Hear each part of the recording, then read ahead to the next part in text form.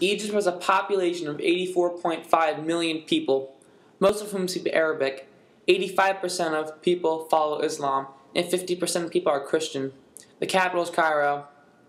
Hosni Mubarak, the leader who overthrown during the Arab Spring, was elected in October of 1981, about 30 years before he was forced down. Before Mubarak's presidency, Egypt has been a republic since 1953, after breaking down a monarchy.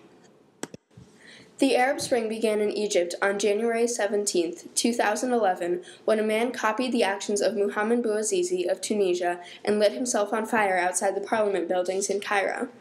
Egyptians had learned through the internet of the successful uprising in Tunisia and went on to stage many nationwide protests to attempt to force Mubarak out of office.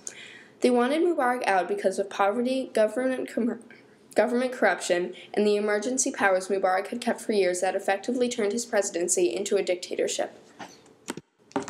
The first major protest occurred on January 25, 2011, when thousands of people nationwide band together following an internet campaign.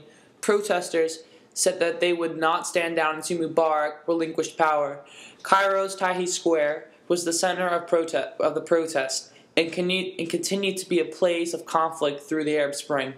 These protests continued almost daily until Mubarak stepped down.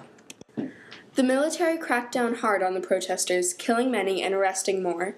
Mubarak responded to the emergency by appointing his first vice president ever, Omar Suleiman, on January 29, 2011. However, nothing seemed to change enough, and the protests continued for 17 days, straight through February 11, 2011, when Mubarak stepped down from presidency and fled the country after a 2-week sit-in in Tahrir Square, and scattered days of departure nationwide. The Supreme Council of Armed Forces, or SCAF, was appointed to rule the country, and Egypt was under military rule until July of 2012, more than a year. Egyptians rejoiced nationwide after hearing the news that Mubarak had stepped down. Tahrir Square, which had obviously been the place of scene of violent protests and clashes between the police and civilians, was filled with rallies and transit of military, and the democracy they hoped would follow. But protests and strife continued under military rule. Those who had expected a quick transition to democracy after Mubarak's reign was disappointed. Even top government officials in the new transitive government re-announced military rule, and SCAF assumed more power and passed more bills to the new parliament that many disliked. Most of the population against military rule thought that while the parliament, which was elected in January of 2011, was a large step towards democracy, it was becoming nothing more than a rubber stamp for the military to pass bills supporting its growing power, assertiveness, and authoritarian state. Also, there was a reasonable amount of controversy over the fairness of the elections. The Muslim Brotherhood and other groups staged large protests against the military rule, some of which turned incredibly violent. In just a few days in November of 2011, 40 were killed and thousands injured by security forces attempting to stop protests. All those protesting wished for a quick turnover to civilian rule.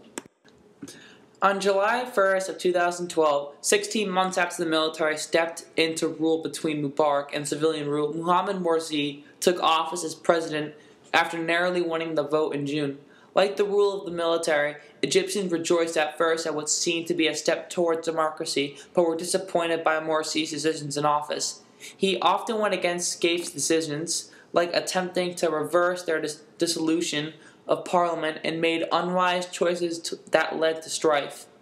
The government appointed a cabinet to write a new permanent constitution, but an imbalance of Islamists and other political groups made the progress slow and hard. Protests began again against the lack of change in the government and other issues. In response to these protests, Morsi granted himself far-reaching emergency powers through an interim constitutional declaration on November 22, 2012. However, these sparked even more protests and accusations that he was attempting to take too much control. After 4 days, Morsi reduced the reach of the powers, and a series of decisions and argument about the new constitution followed. Although Morsi's decree was mostly rescinded eventually, it marked the beginning of a major lack of trust in him and Although for a time it seemed that the constitutional elections would never occur, Morsi decided to go ahead with the vote on December 22, 2012. This was despite several activist groups threatening to boycott the polls. These groups were mostly Christians who worried about the dominance of Islamists in the Constitutional Assembly. Some political groups believed the vote too rushed to be fair, but the Constitution was approved by about 64% of voters anyway, and went into effect on the 26th of December. However, it continues to be hotly debated and may cause further instability. Today, the political situation in Egypt is still close to a crisis. It has been for more than 2 years that have already been threats by political groups to boycott parliamentary elections in April, and protests calling for military rule continue despite the challenges the country faced under it. The country seems to be slipping away from the democracy they were heading towards with the end of Mubarak's reign. Although the government is supposedly more of a democratic now, civilians say that it is just one party ruling. The country will most likely stay in political turmoil, or at least a political state. This is not optimal for years to come. The Arab Spring in Egypt has lasted long past 2011, and there will most probably be continued protests and arguments between and within civilians and the government. It is completely up to chance and those in power whether or not Egypt makes its democracy, or some forms of successful government, or slips into complete crisis. It also depends on Morsi's successor, who will be decided in 2016 if all goes well, and whether or not Egypt makes it to the next presidential election, or is it ruled by military again. It is doubtful that Morsi will stay in power past 2016, and it is unsure if he will be overthrown before then.